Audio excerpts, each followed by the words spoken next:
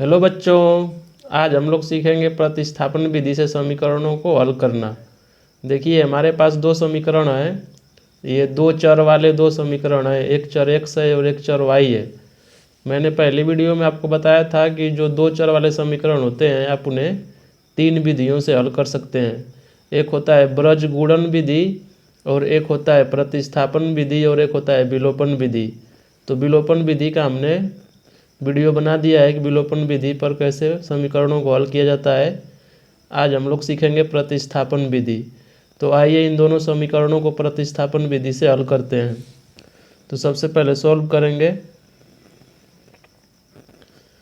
तो देखिए दोनों समीकरणों को लिख लेंगे। 2x प्लस 3y बराबर 1, ये हो गया समीकरण नंबर 1।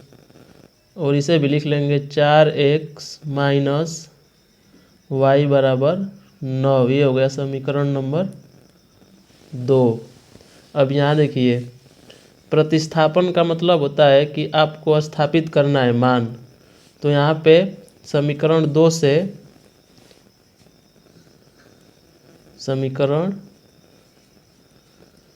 से यहाँ पे हो जाएगा 4x माइनस y बराबर 9, या y को लेकर जाएंगे उस साइड तो प्लस y हो जाएगा, और 9 आएगा इस साइड तो हो जाएगा -9। तो y बराबर हो जाएगा 4x माइनस 9। देखिए y को पक्षांतर किए उस साइड ले गए तो प्लस का y हो गया है, और 9 इधर आया तो माइनस का 9 हो गया है। तो प्रतिस्थापन का यही मतलब होता है कि आप किसी एक चर के मान को प्रतिस्थापित करके, जैसे यहाँ पे x को हमने प्रतिस्थापित कर दिया y में और इसको y का मान बना दिया। अब ये y का रियल मान नहीं है, इस y का जो चर y का जो मान है इसको हम किसी भी समीकरण में रखेंगे। यहाँ पे ये समीकरण 2 से प्राप्त हुआ है तो समीकरण 1 में रखेंगे तो आएगा x का मान, और x का मान जब आएगा तो उसको रखेंगे तो रियल y का मान आ जाएगा और x का मान आ जाएगा। तो चलिए इसे सोल्व करते हैं। रखते हैं y बराबर हमने क्या निकाल लिया 4x माइनस 9। अब इसे समीकरण 1 में रखेंगे तो यहाँ लिखेंगे y बराबर 4x माइनस 9 समीकरण 1 में रखने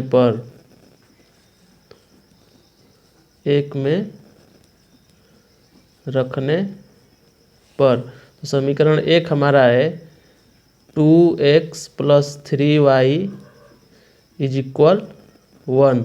अब यहाँ पे जो y है y के स्थान पर क्या रखा जाएगा 4x माइनस 9 रखेंगे, क्योंकि वहाँ पर x को प्रतिस्थापित करके हमने क्या निकाला है y का मान निकाला है।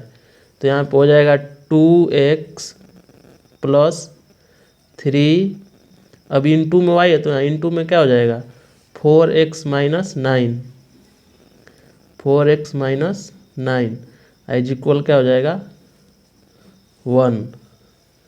अब देखिए 2x हो जाएगा प्लस 3 का इसमें क्या होगा गुणा होगा तो हो जाएगा 3 4 जा 12, या 3 चौक को 12, तो हो जाएगा यहाँ पे 12x, और यहाँ माइनस है और यहाँ प्लस है, प्लस माइनस मिलकर क्या होता है माइनस, और 3 9 कितना हो जाएगा 27 बराबर कितना हो जाएगा 1।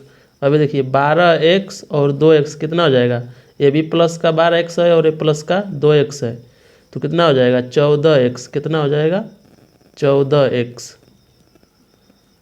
14x, और माइनस जो 27 हो जाएगा तो उधर कितना हो जाएगा प्लस 27। कितना हो जाएगा प्लस 27, 1 प्लस 27, ये हो गया 14x बराबर 1 प्लस 27। अब इसको जोड़ेंगे तो क्या हो जाएगा 14x बराबर 28, 27 और 1 कितना हो जाएगा 28। तो अब यहाँ पे 14 क्या है गुणते में है तो यहाँ जाएगा तो क्या हो जाएगा बटा में, पक्षांतर करेंगे तो गुणते में रहेगा तो कहाँ चला जाएगा बटा में, तो x बराबर हो जाएगा 28 बटा में 14। अब 14 से 28 कटाएंगे तो 2 बार में क्या हो जाएगा कट जाएगा, तो x बराबर कितना हो जाएगा 2। अब ये देखिए ये जो चर x का रियल मान निकल के आ गया वास्तविक मान, यहाँ पर y को हमने प्रतिस्थापित किया था तो ये रियल मान नहीं था y का, लेकिन यहाँ पे x का क्या मान निकल गया, वास्तविक मान निकल गया। अब x का जब वास्तविक मान किसी भी समीकरण में रखेंगे, आप चाहे 1 में रखिए चाहे 2 में रखिए, किसी भी समीकरण में रखेंगे तो क्या हो जाएगा, y का मान निकल के आ जाएगा। जैसे मान लीजिए यहाँ पर रख रहे हैं x बराबर 2, समीकरण 1 में रखने पर, समीकरण 1 में